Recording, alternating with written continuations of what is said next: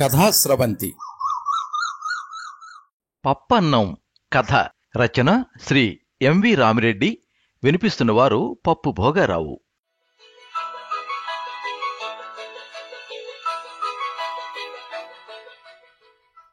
డబ్బులు చాలా అసహ్యంగా ఖర్చు పెడుతున్నారు. ఉలిక్కిపడ్డాను. పెళ్లి రిసెప్షన్ బఫేలో భోజనం చేస్తూ పక్కనున్న వ్యక్తితో వేణన్న యథాలాపంగా అన్న మాటలవి. నగర శివార్లలో ఖరీదైన రిసార్ట్స్లో దగద్దగాయమాన విద్యుత్ దీపాల అలంకరణలో వెలిగిపోతున్న గార్డెన్లోకి నడిచి ఎదురుగా కనిపించిన ఆయన్ని పలకరిద్దామని దగ్గరికి వెళుతుండగా నా చెవిన పడ్డాయి. కిక్కిరిసిన జనం నుంచి విడిబడి కాస్త పక్కగా నిలబడి భోంచేస్తున్నాడు. నిజానికి నేను వేణన్నతో కలిసి రావలసింది. ఆఫీసులో ఆలస్యం కావటంతో ఆయన వచ్చేశాడు. నా మొహం నిండా పుటమరించిన ఆశ్చర్యార్థకాలను పట్టించుకోకుండా, ఏం తమ్ముడు, మీటింగ్ అయిపోయిందా? ఇంకెందుకు ఆలస్యం? వెళ్ళి ప్లేట్ తీసుకో, శతభక్ష పరమాన్నాలున్నాయి. అయినా నీ మొహం, నువ్వేం తింటావు? నువ్వు ప్లేట్ 10 రూపాయలు బ్యాచేగా అన్నాడు నవ్వుతూ. ప్రతిగా నవ్వి నేను ప్లేట్ అందుకొన్నాను. అర్ధచంద్రాకారంలో రథాల మాదిరి వేసిన సెట్టింగుల మధ్య తినడానికే ఆయాసం వచ్చేన్ని శాకాహార మాంసాహార వంటకాలు ఘ్రాణనాడులపై దాడి చేస్తున్నాయి. నచ్చినవి తిని భోజనం అయిందనిపించాను.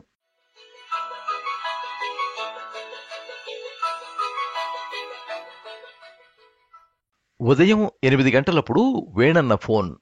15 గంటలో వచ్చి పికప్ చేసుకుంటా, తయారుగా ఉండు ఆజ్ఞాపించాడు. వేణన్న నాకు వరసకు పెదనాన్న కొడుకు. ఆయన స్థాపించిన కంపెనీ అంచెలంచెలుగా విస్తరిస్తోంది. ఉద్యోగులు ఆయనతో చనువుగా ఉండలేరు. ఎక్కడికి వెళ్లాలన్నా నన్ను కలుపుకుంటాడు. రాత్రి కెనడా నుంచి బాడీ వచ్చిందట, వెళ్ళి సురేంద్ర కనిపించొద్దాం. ఫోన్లో వేణన్న చెప్పిన మాటలు. ఇంజనీరింగ్లో వేణన్నకు సురేంద్ర జూనియర్. పీజీ చేయటానికి అమెరికా వెళ్లి అక్కడే చిన్న వ్యాపారం ప్రారంభించి కెనడా చేరుకుని దాన్ని విస్తరించాడు.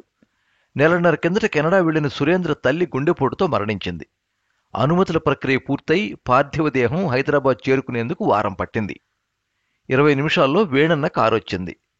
కోకాపేటలోని ఖరీదైన విల్లాలోకి ప్రవేశించగానే శివకోటి ఎదురొచ్చి వేణన్నకు వంగి మరీ దండం పెట్టాడు.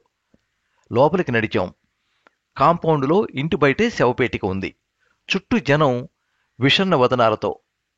పెద్దలు కుర్చీల్లో కూర్చుని నడవేసుకుని నిలబడి విచారం వెలుబుచ్చుతున్నారు. వేణన్న ముందుగా ఆమె పాదాల దగ్గర నమస్కరించి ముఖం వైపు వెళ్లి 1 నిమిషం అలా చూస్తూ ఉండిపోయాడు. ఎవరో చెప్పినట్లున్నారు. సురేంద్ర వచ్చి వేణన్న పక్కన చేతులు కట్టుకు నిలబడ్డాడు. ఏర్పాట్లన్నీ పూర్తయ్యాయా? వేణన్న అడిగాడు తగ్గు స్వరంతో. ఎస్ సార్, జవాబిచ్చాడు సురేంద్ర. సురేంద్ర సైగనందుకుని శివకోటి వచ్చి మా ఇద్దరిని ఇంట్లోకి తీసుకెళ్లాడు. డ్రాయింగ్ హాలు ఆడంబరంగా ఉంది.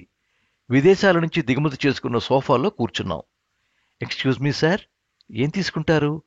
ఇడ్లీ వేడిగా ఉంది, వడ మీడియం వేడి, దోశ, పూరి, లైవ్ కౌంటర్లున్నాయి. బాయిల్డ్ ఎగ్, స్ప్రౌట్స్ కూడా ఉన్నాయి. Bread is also available sir. Shivakoti బుద్ధిమంతుడైన సర్వర్లా కనిపించాడు. ఇప్పుడేమీ వద్దు, టీపాయ్ మీద పేపర్ని చేతుల్లోకి తీసుకుంటూ అన్నాడు Venanna. Tea, coffee, Horlicks, milk, పోనీ ఫ్రెష్ జ్యూస్ తీసుకుంటారా? లేదంటే కొబ్బరి నీళ్లు కూడా ఉన్నాయి చెబుతున్నాడు శివకోటి. కాసిన మంచినీళ్ళు ఇప్పించండి చాలు అన్నాడు. సహజంగా వేణన్న మాట కరకు శివకోటిపై గయ్యం లేస్తాడనుకున్నాను. చావింట కాస్త నిగ్రహం పాటించడంతో అతగాడు బతికిపోయాడు. శివకోటి వినయపూర్వకంగా 2 వాటర్ బాటిళ్లు తెచ్చిచ్చాడు. ఆ తరహా బాటిల్ నేనింతకుముందు చూడలేదు. చేతుల్లోకి తీసుకుని పరిశీలించాను. 1/2 లీటర్ 150. వెళ్ళినట్టే వెళ్ళి మళ్లీ వచ్చాడు శివకోటి. సార్, సురేంద్ర గారికి ఏం పర్లేదు, నేనన్నీ దగ్గరుండి చూసుకుంటున్నాను. ఎక్కడా తక్కువ కాకుండా చూస్తున్నాను. బయట వైకుంఠ రథం చూశారుగా? పోయిన నెలలో మినిస్టర్ గారి నాన్నను కూడా ఇదే రథంలో తీసుకెళ్లారు. Last week cinema actor. Venanna హఠాత్తుగా లేచి నిలబడి, ఓకేనమ్మా శివ, నాకు కొంచెం ముఖ్యమైన పనుంది, సాయంత్రం వస్తాలే అంటూ గబగబా బయటికి నడిచాడు. నేను నిశ్శబ్దంగా అనుసరించాను. రాత్రి 8 దాటింది. విల్లా వెనుక గార్డెన్లో 20 దాకా రౌండ్ టేబుళ్లు, ప్రతి బల్ల చుట్టూ 4-5 కుర్చీలు, టేబుల్ మీద ఖరీదైన ఫారిన్ మద్యం సీసాలు, పళ్ళ్యాల్లో చికెన్, మటన్ తినుబండారాలు. ఒక్కో టేబుల్ దగ్గరకు వెళ్లి పేరు పేరున పలకరిస్తూ చివరికి మా దగ్గరికి వచ్చి వేణన్న పక్క కుర్చీలో స్థిరపడ్డాడు సురేంద్ర. Please have it. వేణన్నకు చీర్స్ చెబుతూ నా వైపు తిరిగి, ఓహ్, మీరు తీసుకోరా అని జాలిగా చూసి, శివ, వెంకట్ కూల్ డ్రింక్ తెప్పించు అన్నాడు. తల్లి జ్ఞాపకాల తలపోతతో ఆర్ద్రంగా మొదలైన సురేంద్ర మాటలు మెల్లగా వ్యాపారంలోకి, అక్కడి నుంచి బ్యాంకు రుణాల బాధల్లోకి, ఆనక హఠాత్తుగా మలుపు తిరిగి ఆస్తుల పంపకంలో మామగారు చేసిన అన్యాయంలోకి పెగ్గులతో పాటు పల్టీలు కొడుతూ ప్రయాణించాయి. సర్వర్లు రకరకాల స్నాక్స్ తెచ్చి పెడుతున్నారు. గ్లాసులు ఖాళీ కాకుండా జాగ్రత్త పడుతున్నారు. రోటీలు, బిర్యానీ, నాన్ వెజ్ ఐటమ్స్ ఏవేవో టేబుళ్ల పైకి వస్తున్నాయి, పోతున్నాయి. చిన్న కర్మను ఇలా సెలబ్రేట్ చేయడం నేనెక్కడా చూడలేదు. రాత్రి 1 గంట ప్రాంతంలో వేణన్న తన ఇంటి దగ్గర దిగి తమ్ముడిని డ్రాప్ చేసి రేపు ఉదయం 8ంటికి వచ్చేయి అంటూ డ్రైవర్కు సూచనలిచ్చాడు. బయలుదేరిన దగ్గర నుంచి డ్రైవర్ ఏదో ఆసక్తిగా మాట కలపాలని చూస్తున్నట్లు సులువుగానే గమనించాను. ఏం మహేష్, ఏంటి సంగతులు? భోజనం చేశావా? నేనే పలకరించాను. చేశాను సార్. బగారా రైస్, పప్పు, చికెన్ కర్రీ చాలా బాగున్నాయి సార్. అంతేనా? నా మాట పూర్తి కాకముందే తను అందుకున్నాడు. లోపల చాలా ఐటమ్స్ పెట్టారా సార్? వాడి కుతూహలం గమనించి నాకు గుర్తున్నవి, నోరు తిరిగే పేర్లు కొన్ని చెప్పాను. లొట్టలు వేసుకుంటున్నట్టుగా వింటున్నాడు మహేష్. కొన్ని క్షణాలాగి చూపు రోడ్డు మీదనే పెడుతూ, జీవితంలో ఎప్పుడైనా ఒకసారి అలాంటి విందు తినాలనుంది సార్. ఏదో ఒక విందులో డ్రైవర్ల కౌంటర్ దగ్గర ఆగిపోకుండా సార్ లోపలికి తీసుకెళ్తారేమో అని ఆశ పుడుతూ ఉంటుంది. ఇప్పటిదాకా ఆశ తీరనే లేదు. ఆరోపణ కాదు, చాలా మామూలుగా చెబుతున్నాడు. నాకు ఇబ్బందిగా అనిపించింది. అక్కడ అడకపోయినా స్నాక్స్ టేబుల్ మీదకి రావటం, సగం తిని సగం స్పృహతో గార్డెన్ నిండా విసిరేసిన దృశ్యాలు గుర్తొచ్చి కడుపులో తిప్పినట్లయింది.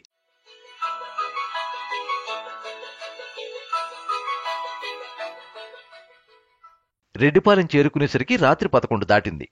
రామాలయం దగ్గర కార్ పార్క్ చేసి బాబాయ్ గారింటికి నడక ప్రారంభించాను. జనసంచారం లేదు. లైట్ల వెలుతురులో తారు రోడ్డు మెరిసిపోతోంది. రోడ్డుకు 2 వైపులా పెద్ద పెద్ద భవనాలు. బాబాయ్ గారింట్లో ఉండి నేను ఇంటర్ చదువుకునే రోజుల్లో గ్రామంలో 2-3 బిల్డింగులుండేవి.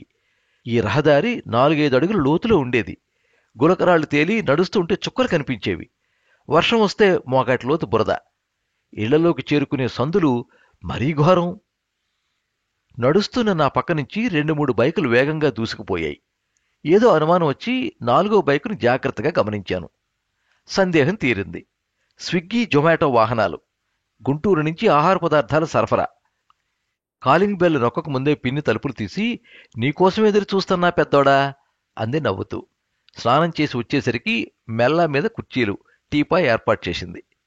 ఆకలవుతోంది. రుచికరమైన ఆమె చేతి వంట తిని చాలా కాలం అవుతోంది.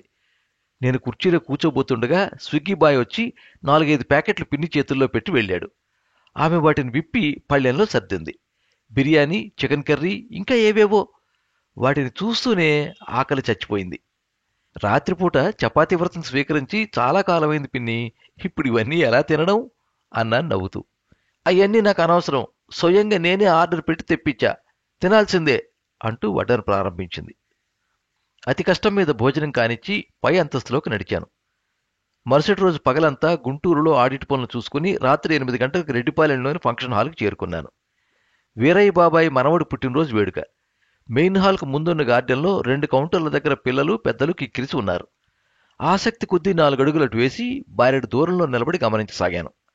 మొదటి కౌంటర్లో నిలబడిన 2 కుర్రాళ్లు 2 బన్నుల మధ్య తెల్లటి ద్రవ పదార్థం మీద వేసి కొన్ని కూరగాయ ముక్కలు పెట్టి దానిమీద గుండ్రటి ప్యాటీ ముక్క నుంచి క్యూలో నిలబడిన వారికి అందిస్తున్నారు. మరో కౌంటర్లో రంధ్రాలున్న తెల్లటి రొట్టెలాంటి ముక్కల మీద సాస్, చీజ్ ఫ్లేక్స్ వేసి దానిమీద తురిమిన పన్నీరు, కూరగాయ ముక్కలుంచి త్రికోణాకారంలో కత్తిరించి టిష్యూ పేపర్లో చుట్టి ఒక్కో ముక్కను ఒక్కొక్కరికి అందిస్తున్నారు. ఆ పల్లెలోని ఓ వేడుకలో బర్గర్, పిజ్జా కౌంటర్లను చూస్తానని ఎన్నడూ ఊహించలేదు. వేడుక జరిగే హాల్లోకి నడిచేవారి సంఖ్య మందకొడిగాను, ఆ క్యూలలో కలిసేవారి సంఖ్య అత్యధికంగానూ ఉంది. లోపలికి వెళ్లి బాబాయిని, వాళ్ళ అబ్బాయిని పలకరించి చివరి వరుసలో కూర్చున్నాను. తెలిసిన వాళ్ళు పలకరిస్తున్నారు. ఓ అమ్మాయి వచ్చి వెల్కమ్ డ్రింక్ ఇచ్చింది. కాసేపటికే మరో అమ్మాయి నా చేతిలో ఓ ప్యాకెట్ ఉంచింది. తెరిచి చూశాను. 2 స్వీట్లు, సమోసా, వేయించిన జీడిపప్పు. గంట తర్వాత డైనింగ్ హాల్కి వెళ్ళాను. అక్కడా బారులు తీరిన ఫుడ్ కౌంటర్లు, అనేక రకాల ఆహార పదార్థాలు, స్వీట్లు, ఫ్రూట్లు, హిమక్రీములు, గట్రా. ఎరా వెంకట్, బాగుండావా? పక్క వరుసలోంచి లేచి వచ్చి పలకరించాడు. బాగున్నా మామా, ఎవడు దొరుకుతాడా అని సోత్తన్న టయానికి కనబడ్డావురా అన్నాడు. ఏంది మామా ఆ బలి కార్యక్రమం? నవ్వుతూ అడిగాను. వారిని నేనే అనుకున్నా, నువ్వు శత్రులు మారలేదన్నమాట. నా కొడుకు తొలిసారి అత్తారింటికి వెళ్తున్నాడు, తోడుగా కాత్తి చదువుకున్నోడిని చురుకైనోడిని పంపిద్దామని చూస్తన్నా. రేపు ఉదయాన్నే రెడీగా ఉండో చెప్పి చక్క పోయాడు. గత వారం ముఖ్యమైన మీటింగ్ కారణంగా పెళ్లికి రాలేకపోతున్నానని చెప్పినప్పుడే దండకం అందుకున్నాడు. ఇప్పుడు కాదంటే ప్రత్యక్ష దాడికి పాల్పడతాడేమోనన్న భయభక్తులతో ఒప్పుకున్నాను. మరుసటి రోజు ఉదయం 7 ఇన్నోవా కారులో బయలుదేరాం. కొత్త పెళ్లి కొడుకు మరో 3 ఆడవాళ్లతో కలిసి 10 గంటలకల్లా రాజమండ్రికి దగ్గరలోని ఆ గ్రామానికి చేరుకున్నాం. అల్లుడితో పాటు మాకు ఘన స్వాగతం లభించింది. గంట తర్వాత భోజనానికి లేవమన్నారు. పెద్ద గదిలో ఓ టేబుల్ చుట్టూ 4 కుర్చీల్లో నాతో పాటు వచ్చిన మహిళలు కూర్చున్నారు. మరోపక్క పొడవాటి టేబుల్, దానికి ఒకే వైపు 2 కుర్చీలు వేసి ఉన్నాయి. కొత్త జంటను కూర్చోబెట్టారు. ఆ పొడవాటి బల్లవంక తేరిపార చూడగానే నాలో బల్బు మాడిపోయింది. పింగాణి ప్లేట్లు, కప్పులు, చిన్న సైజు బౌల్స్ పొడుగ్గా పేర్చి ఉన్నాయి.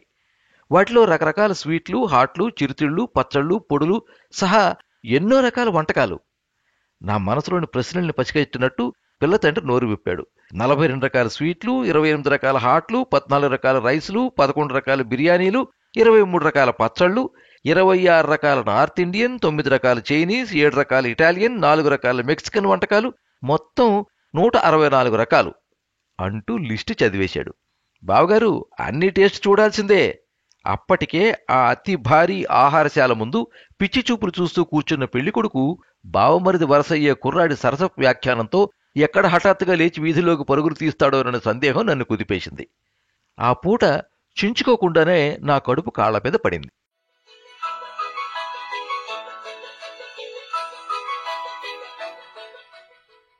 మరుసటి రోజే పెద్ద కర్మ.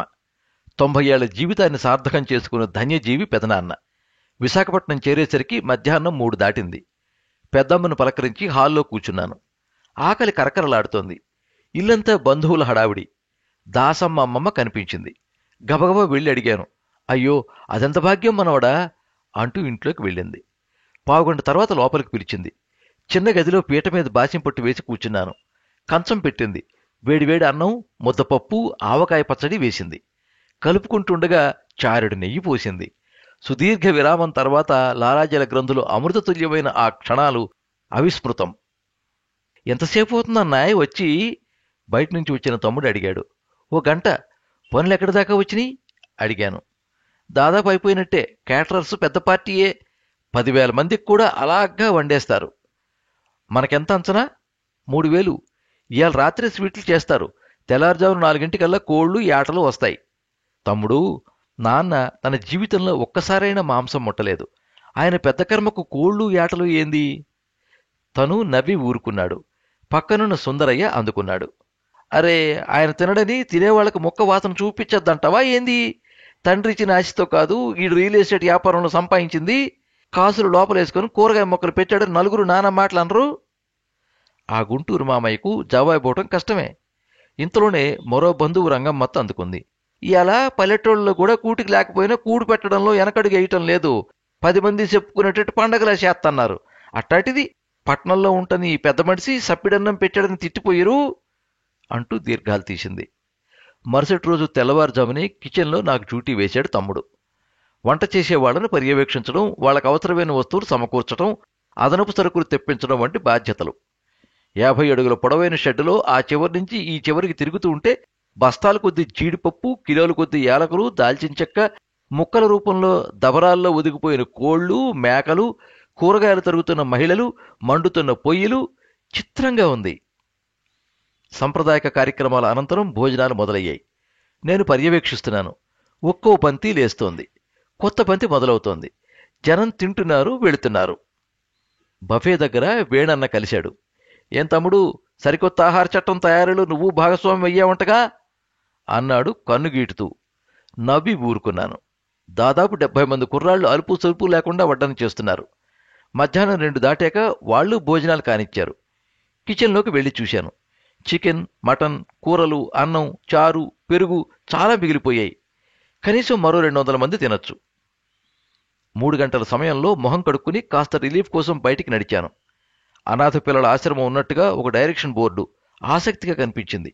రోడ్డు దాటి ఫంక్షన్ హాల్ పక్క సందులోకి తిరిగాను. మబ్బులు కమ్ముకోవటంతో మొహానికి చల్లటి గాలి తగిలింది. గాలితో పాటు లీలగా ఏదో మూలుగు వినిపించింది. మరికొంచెం ముందుకు నడిచాను. పిల్లల ఏడుపు కుడివైపు నుంచి, గబగబా చిన్న సందులోకి నడిచి ఆ ఇంటి దగ్గర ఆగాను.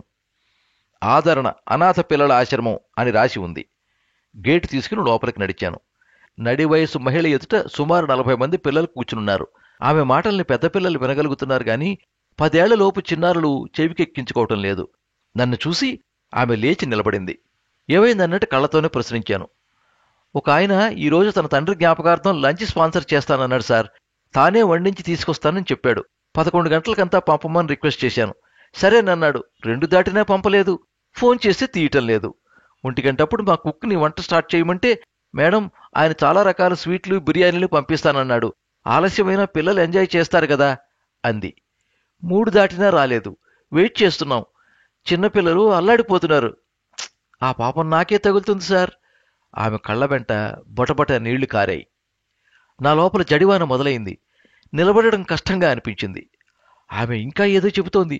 నా చెవిలో పడటం లేదు. నాది కాని పాపం ఏదో నన్ను వెంటాడుతున్నట్టు వడివడిగా అక్కడి నుంచి ఇంటికొచ్చేశాను. హాల్లో ఇంకా గందరగోళంగానే ఉంది. ఎవరో తరుగుతున్నట్టు కిచెన్లోకి వెళ్లిన నా వెనకే వచ్చాడు తమ్ముడు. అన్నాయ్, ఎక్కడికెళ్ళావు? వెతుక్కుంటున్నా తెలుసా అన్నాడు. కాస్త గాలి పీలుద్దామని రోడ్డు మీదకెళ్ళా. ఫంక్షన్ హాల్ పక్క సందు చివరిదాకా వెళ్లి తిరిగొస్తున్నా. చాలా నిగ్రహించుకోవాల్సి వచ్చింది. మహా అయితే 10 సెకండ్లు గడిచాయేమో. వాడు ఉరుక్కుంటూ బయటికెళ్ళాడు. ఆటో తెప్పించమని కేకలేస్తున్నాడు. దొరకలేదనే జవాబు వచ్చింది.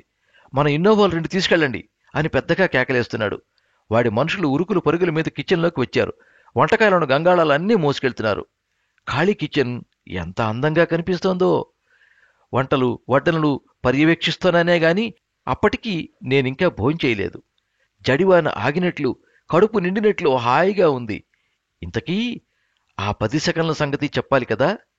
ఫంక్షన్ హాల్ పక్క సందు చివరిదాకా వెళ్లి తిరిగొస్తున్నా అన్నాను. అయ్యో అన్నాయ్, అక్కడ అనాథ పిల్లల ఆశ్రమం ఉంది. భోజనాలు పంపుతానన్నా. మరిచెప్పో. మాట పూర్తి కాలేదు. వాడి చెంప పేలిపోయింది. బయట ఇన్నోవాలు స్టార్ట్ అయిన చప్పుడు. నా అరచేతిని చూసుకున్నాను. ఎంత అరుదుగా వాడుతున్నాను నేను దీన్ని.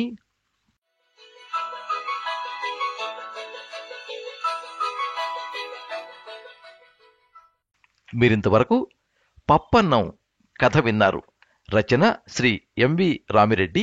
వినిపించిన వారు పప్పు భోగారావు.